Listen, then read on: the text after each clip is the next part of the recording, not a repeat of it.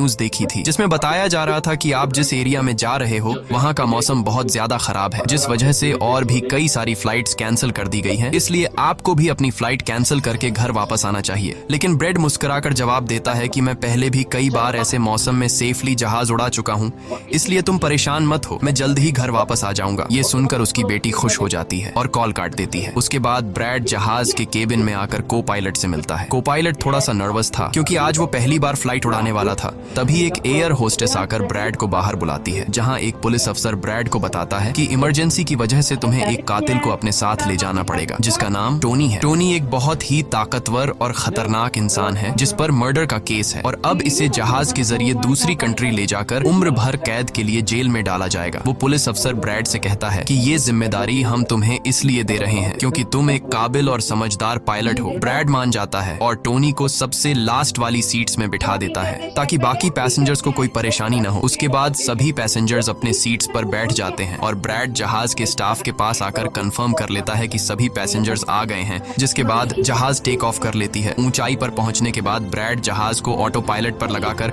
को पायलट के साथ अपनी फैमिली के बारे में बातें करने लगता है। ब्रैड को पायलट को मोबाइल में अपनी बेटी की फोटो दिखाता है और कहता है कि मैं अपनी बेटी से बहुत प्यार करता हूं और हमारा इस दुनिया में एक दूसरे के अलावा और कोई भी नहीं है। दूसरी तरफ जहाज में बैठे पैसेंजर्स सफर को एंजॉय कर रहे होते हैं, लेकिन उन्हें पता नहीं था कि कुछ देर बाद उनके साथ बहुत ही बुरा होने वाला है। केबिन में बैठे दोनों पायलट्स भी खुश थे और जहाज भी नॉर्मल तरीके से फ्लाई कर रहा था, लेकिन तभी अचानक मौसम खराब हो गया और जहाज हल्के से झटके लेने लगा, जिस वजह से ब्रैड परेशान हो जाता है क्योंकि उसे कुछ ठीक नहीं लग रहा था। वो सभी मुसाफिरों को सीट बेल्ट बांधने के लिए अनाउंस करता है और रेडियो के जरिए वो कंट्रोल टावर से बात करने की कोशिश करता है, पर उसकी बात नहीं हो पाती क्योंकि मौसम खराब होने की वजह से यहाँ के सारे रेडियोस काम करना बंद कर देते हैं। तभी अचानक बिजली का तेज झटका प्लेन से आकर लगता है, जिस वजह से प्लेन जोर जोर से झटके लेने लगता है। ब्रैड पैसेंजर्स का हाल देखने के लिए केबिन से बाहर जाता है। पैसेंजर्स को देखकर ब्रैड को थोड़ा बहुत सुकून मिल जाता है क्योंकि सभी पैसेंजर्स सेफ थे, पर यहाँ अब धीरे धीरे लाइट बंद होती जा रही थी और तभी प्लेन को कई और झटके लगते हैं, जिससे ब्रैड का सिर सामने छत से टकराकर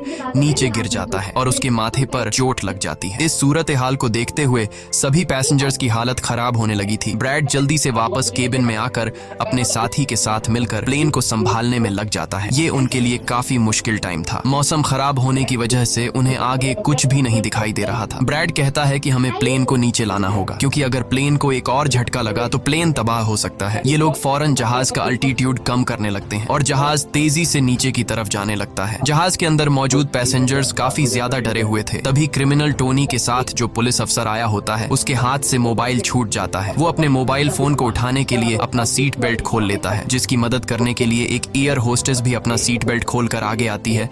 अब क्योंकि प्लेन तेजी से नीचे की तरफ जा रहा था, जिस वजह से उनका सीट बेल्ट खुलते ही ये दोनों तेजी से ऊपर छत से टकरा जाते हैं। ये दोनों इतनी तेजी से छत से टकराते हैं कि उनकी तुरंत मौत हो जाती है। इतने में जहाज काफी कम अल्टीट्यूड पर आ जाता है और किसी तरह करके ये दोनों पायलट जहाज को कंट्रोल कर लेते हैं, लेकिन अब जहाज में ज्यादा पावर नहीं बची होती, इसलिए ब्रैड जहाज को एयरपोर्ट तक नहीं पहुंचा सकता था, जिस वजह से ब्रैड जहाज को नीचे लाकर समंदर में क्रैश लैंड करने का सोचता है। लेकिन तभी ये दोनों कुछ दूर एक आइलैंड देख लेते हैं, जिसके बाद ब्रैड जहाज की डायरेक्शन आइलैंड की तरफ कर लेता है और आइलैंड पर लैंड करने का फैसला करता है। कई मुश्किलों के बाद ब्रैड इस आइलैंड पर मौजूद एक रोड पर फाइनली इमरजेंसी लैंड कर लेता है। लकीली इस इमरजेंसी लैंडिंग में सभी पैसेंजर्स सही सलामत होते हैं और किसी को भी चोट नहीं आती। तभी जहाज में पीछे शॉर्ट सर्किट होता है, जिससे देखकर ब्रैड खुश हो जाता है क्योंकि जहाज में अभी भी थोड़ी बहुत बिजली बची हुई थी। सभी पैसेंजर्स के जहाज से उतरने के बाद एक एयर होस्टेस कैप्टन ब्रैड को बताती है कि क्रिमिनल टोनी को ले जाने वाला पुलिस अफसर मारा गया है और एक एयर होस्टेस भी मारी गई है। ये सुनकर ब्रैड बहुत ज्यादा मायूस हो जाता है। दूसरी तरफ एयरलाइन कंपनी का मालिक देखता है कि उसका एक जहाज अचानक गायब हो गया है क्योंकि उसने प्लेन को लैंड होते हुए नहीं देखा था और काफी देर से रेडियो खराब होने की वजह से उसका पायलट से कांटेक्ट भी नहीं हो पा रहा था। इसीलिए वो एयरलाइन कंपनी का मालिक स्कार्सडेल नाम के एक रेस्क्यू एक्सपर्ट को बुलाता है, जो ऐसे लोगों को ढूंढने का काम करता है जो मुश्किल में कहीं फंसे हुए होते हैं। एयरलाइन कंपनी का मालिक उसे कहता है कि मुझे मेरे प्लेन्स की सारी डिटेल्स चाहिए, जैसे वो कहाँ गया, उसके वर्कर्स और सभी पैसेंजर्स कहाँ हैं। जिसके बाद रेस्क्यू एक्सपर्ट अपने काम पर लग जाता है। दूसरी तरफ सारे पैसेंजर्स इस सोच में थे कि हम यहाँ क्यों उतरे हैं। ब्रैड सभी पैसेंजर्स को इकट्ठा करके समझाता है कि इमरजेंसी की वजह से हमें यहाँ उतरना पड़ा। प्लेन में अभी भी थोड़ी बहुत बिजली मौजूद है, जिसे हम बाकी चीजों को ठीक कर लेंगे। तब तक आप लोग लोग यहाँ आराम से रहें और आप लोग घबराइएगा नहीं, बहुत जल्द हम यहाँ से निकल जाएंगे। जिसके बाद ब्रैड प्लेन के पास आकर उसे ठीक करने में लग जाता है, पर वो देखता है कि जहाज में पावर काफी कम है, इसलिए उन्हें मदद का इंतजार करना होगा। ये लोग मैप निकालकर खुद ही अपनी लोकेशन देखने लगते हैं ताकि उन्हें पता चल सके कि आखिर ये लोग किस जगह पर हैं। ब्रैड का साथी को पायलट नक्शा देखकर बताता है कि हम एक प्राइवेट आइलैंड पर फंसे हुए हैं। ये जगह बहुत ही खतरनाक है। यहाँ पर ऐसे लोग हैं जो किसी सरकार या गवर्नमेंट की बात नहीं मानते। अगर इन लोगों ने हमें पकड़ लिया तो हमारी जान खतरे में पड़ सकती है और हमारी गवर्नमेंट भी हमें नहीं बचा पाएगी। ये सुनकर ब्रैड कहता है कि अब कहीं से भी करके हमें अपनी रेस्क्यू टीम को यहाँ पर बुलाना ही होगा ताकि वो आकर हम सबको बचा ले, क्योंकि यही एक रास्ता है यहाँ से निकलने का। जिसके बाद ये दोनों मदद बुलाने के लिए रेडियो ठीक करने लगते हैं, लेकिन आसमानी बिजली के टकराने से रेडियो बिल्कुल खराब हो चुका था। अब ब्रैड सभी पैसेंजर्स के पास आकर उन्हें बताता है कि किसी खराबी की वजह से रेडियो काम नहीं कर रहा, लेकिन आप सब परेशान मत हो। ब्रैड उन्हें तसल्ली देता है कि हम आइलैंड के दूसरी साइड पर जाकर रेडियो को ढूंढेंगे और कंट्रोल टावर को अपनी लोकेशन बताकर रेस्क्यू टीम को यहाँ पर भेजने के लिए कहेंगे, जो आकर आप सब लोगों को बचा लेंगे। और यहाँ ब्रैड एक बहुत बड़ा कदम उठाता है। वो कहता है कि मेरे साथ टोनी जाएगा। ये कहकर वो टोनी की हथकड़ी खोल देता है। यहाँ ब्रैड जहाज के को पायलट से कहता है कि तुम जहाज की पावर को रिपेयर करने के काम पर लग जाओ। मैं जल्द ही किसी भी कांटेक्ट के जरिए रेस्क्यू टीम को यहाँ तक लाने की कोशिश करूंगा। जिसके बाद टोनी और ब्रैड रेडियो ढूंढने के लिए जंगल की तरफ निकल पड़ते हैं। रास्ते में टोनी ब्रैड को उस पर भरोसा करने के लिए थैंक्स कहता है। अब हम इस आइलैंड पर रहने वाले आतंकवादी ग्रुप को देखते हैं।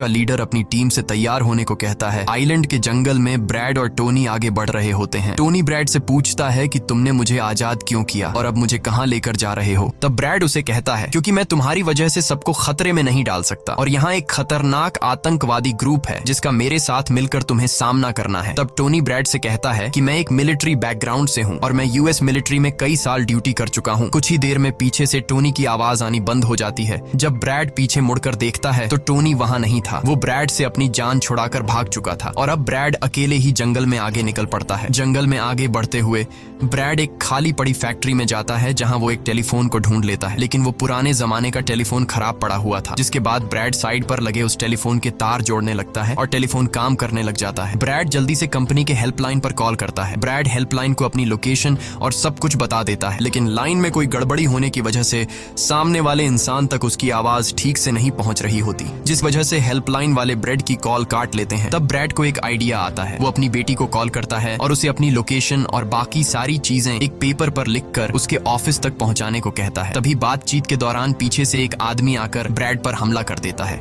लेकिन ब्रैड उसे काफी मुश्किल से काबू कर लेता है और उस आदमी को मार मार कर बेहोश कर देता है। तभी ब्रैड को महसूस होता है कि एक और आदमी इस कमरे में आ रहा है, इसीलिए जल्दी से वो छिप जाता है। पर वो आदमी कोई और नहीं बल्कि टोनी था, जिसने बहुत सारे गुंडों को मारकर उनके हथियार ले लिए थे। और वो ब्रैड को आवाज देता है कि डरो मत, बाहर निकलो। फिर जब ब्रैड सामने आता है तो टोनी ब्रैड को एक बंदूक पकड़ा देता है उसकी हिफाजत के लिए। उसके बाद ये दोनों जब फैक्ट्री के नीचे वाले फ्लोर में आते हैं तो यहाँ उन्हें एक कैमरा मिलता है, कैमरा की रिकॉर्डिंग और वहाँ पड़े पासपोर्ट से इन्हें पता चलता है कि इस आइलैंड पर रहने वाले आतंकवादी लोगों को किडनैप करके उनकी फैमिली से काफी बड़ी रकम की डिमांड करते हैं। और जब किडनैप किए हुए बंदे की फैमिली की तरफ से उन्हें पैसे मिल भी जाते हैं तब भी ये लोग उसे छोड़ने के बजाय मार देते हैं। ये देखकर ब्रैड समझ जाता है कि हमारे पैसेंजर्स भी खतरे में हैं। जिसके बाद ये दोनों बाहर निकलते हैं और सामने उन्हें एक गाड़ी दिखाई देती है। ये गाड़ी उस आतंकवादी की थी जो कुछ देर पहले ब्रैड के हाथों मारा गया। अब ये दोनों बाहर खड़ी गाड़ी में बैठ जाते हैं और अपने पैसेंजर्स की तरफ जाने लगते हैं। उधर सभी पैसेंजर्स ब्रैड के इंतजार में बैठे हुए होते हैं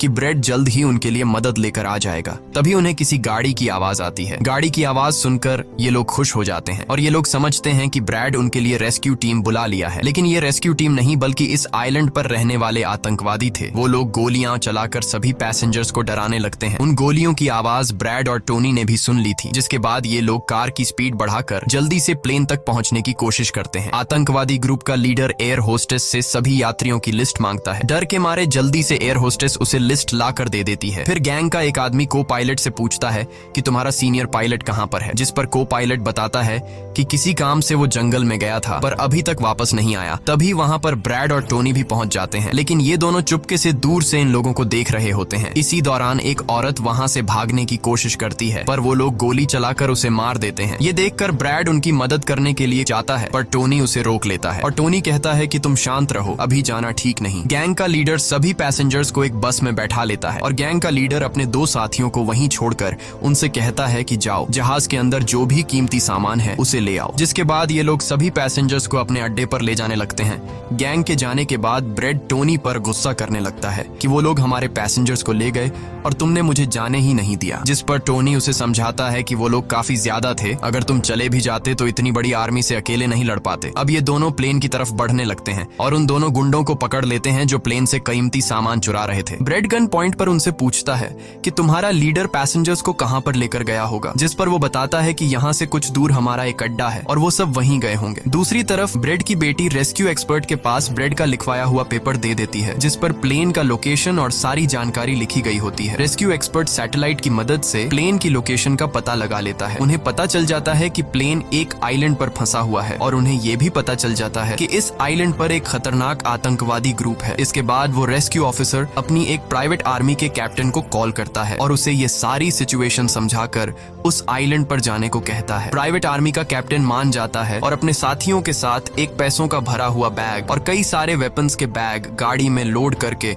उस आइलैंड पर जाने के लिए रेडी हो जाते हैं। दूसरी तरफ ब्रेड देखता है कि उन आतंकवादियों के ले जाने से पहले जहाज के को पायलट ने जहाज का पावर सिस्टम रिपेयर कर लिया था और ब्रेड देखता है कि जहाज में पावर वापस आ गई है, जिसे देखकर वो बहुत खुश हो जाता है। अब ब्रेड आने वाले प्राइवेट आर्मी टीम के लिए अपनी यूनिफॉर्म पर एक मैसेज लिखकर छोड़ देता है और टोनी के साथ उस जगह पर निकल पड़ता है जहां गैंग वाले प्लेन के सभी पैसेंजर्स ले गए थे। जंगल के रास्ते से होते हुए ये दोनों उन आतंकवादियों के अड्डे पर पहुंच जाते हैं और ये दोनों गाड़ी से निकलकर चुपके से उस जगह में घुस जाते हैं जहां वो सारे गुंडे पैसेंजर्स को डराकर उनकी वीडियोस बना रहे थे ताकि ये वीडियोस इनकी फैमिली को भेजकर उनसे पैसे वसूल सकें। दूसरी तरफ रेस्क्यू एक्सपर्ट की तरफ से भेजी गई प्राइवेट टीम भी प्लेन के पास पहुंच जाती है, पर उन्हें वहां जब कोई नहीं मिलता तो टीम का लीडर प्लेन के अंदर जाकर चेक करता है जहां उन्हें 2 लोगों की लाशें मिलती हैं। ये वो 2 लोग थे जिन्हें गैंग के लीडर ने प्लेन में से सारा कीमती सामान चुराने का कहा था, लेकिन ब्रेड ने उन दोनों को मार दिया। प्राइवेट टीम के कैप्टन को ब्रेड का छोड़ा हुआ मैसेज भी मिलता है जो उस आतंकवादी गैंग के अड्डे तक आने का रास्ता था। आतंकवादियों के अड्डे पर टोनी और ब्रेड चुपके से उन पर नजर रखे हुए थे और जैसे ही उन्हें मौका मिलता है ये दोनों चुपके से पीछे से आकर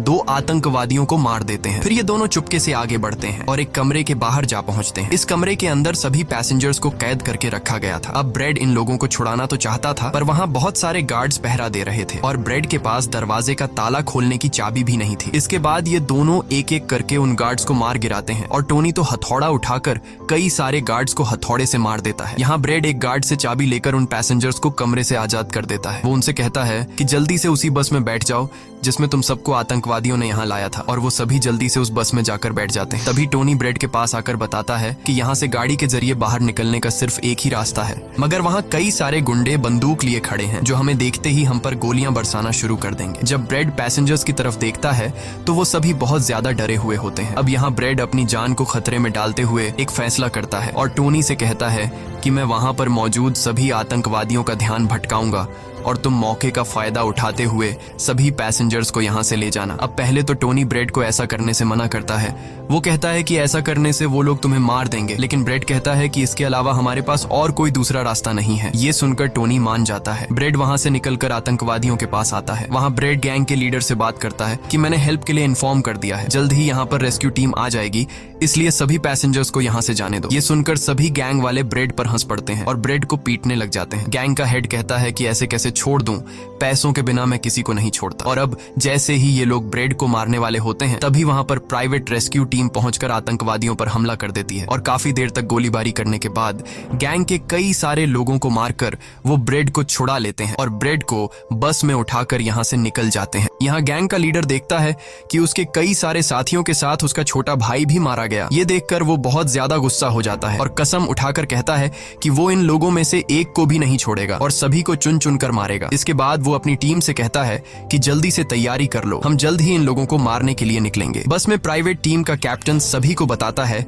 कि हम बस 5 लोगों की छोटी सी एक प्राइवेट टीम है जो बस तुम्हें यहाँ बचाने के मिशन पर आए हैं और हम कोई रेस्क्यू टीम नहीं है। रेस्क्यू टीम को यहाँ आने में कुछ टाइम और लगेगा। ये सुनकर ब्रेड घबरा जाता है और कहता है कि हमारे पास टाइम नहीं है क्योंकि गैंग वाले जल्द ही हमारे पीछे आएंगे और हमें देखते ही मार डालेंगे। पर मेरे पास एक आइडिया है। जहाज के पास पहुंचते ही ब्रेड सभी पैसेंजर्स से कहता है कि जहाज में पावर वापस आ चुकी है, यानी अब जहाज स्टार्ट हो जाएगा और हम लोग फौरन यहाँ से निकल जाएंगे। इसलिए आप सब लोग जल्दी से जहाज में बैठ जाओ क्योंकि हम रेस्क्यू टीम का इंतजार नहीं कर सकते। उन्हें यहाँ आने में वक्त लगेगा और अगर हम यहाँ रुके तो उन आतंकवादियों के हाथों मारे जाएंगे। ये सुनकर सारे लोग प्लेन में बैठ जाते हैं जबकि ब्रेड प्लेन की तमाम चेकिंग करने में लग जाता है और प्राइवेट टीम के लोग पहले से आने वाले खतरे के लिए तैयार बैठ जाते हैं। तभी अचानक वो आतंकवादी ग्रुप आकर उन पर हमला कर देता है, जिन्हें देखकर प्राइवेट टीम उन्हें रोकने में लग जाती है और यहाँ दोनों तरफ से काफी गोलीबारी होती है। पर इस प्राइवेट टीम के पास काफी अच्छी गन्स थी जिस वजह से वो बहुत सारे गुंडों को मार देते हैं। ब्रेड जल्दी से प्राइवेट टीम के लीडर को बताता है कि मैं अगले 5 मिनट बाद जहाज को स्टार्ट करने वाला हूँ और तुम सब भी जल्दी से जहाज में चढ़ जाना। इसके बाद ब्रेड टोनी के पास जाता है और उसका शुक्रिया अदा करता है कि तुमने मेरे इतने मुश्किल वक्त में साथ दिया। ब्रेड खुद को गोलियों से बचाते हुए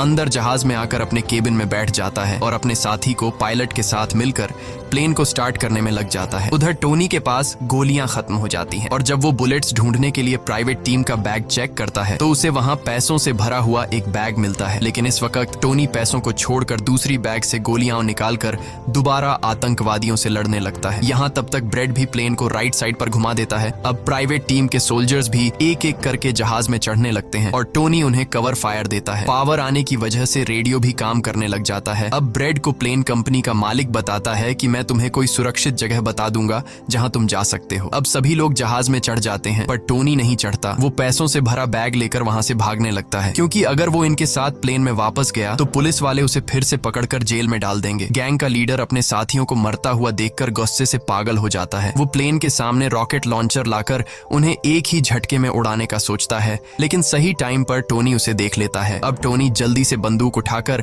उसे शूट करके मार देता है और सभी लोगों की जान बचा लेता है। ये देखकर ब्रेड टोनी के इस काम से बहुत खुश हो जाता है और ब्रेड अपनी पूरी ताकत लगाकर प्लेन उड़ाने में कामयाब हो ही जाता है। ये देखकर टोनी सभी पैसेंजर्स और ब्रेड के लिए खुश होता है और पैसों का भरा हुआ बैग लेकर जंगल की तरफ भाग जाता है। ब्रेड जहाज को इस आइलैंड से दूर ले जाता है और जहाज का मालिक उसे एक एयरपोर्ट के बारे में बताता है जहां ये लोग जा सकते थे, जो अब इनके काफी करीब था। ब्रेड एयरलाइन कंपनी के मालिक की बताई हुई जगह की तरफ जहाज को ले जाता है, लेकिन तभी एक बार फिर जहाज के इंजन में आग लग जाती है और जहाज तबाह होने लगता है। इसलिए ब्रेड दोबारा से इमरजेंसी वार्निंग ऑन करता है और धीरे धीरे जहाज को नीचे रनवे पर लाने की कोशिश करता है। फाइनली बड़ी मुश्किल के बाद ब्रेड जहाज को रनवे पर उतार देता है और सब लोगों की जान बच जाती है। ब्रेड और उसका साथी को पायलट काफी खुश हो जाते हैं।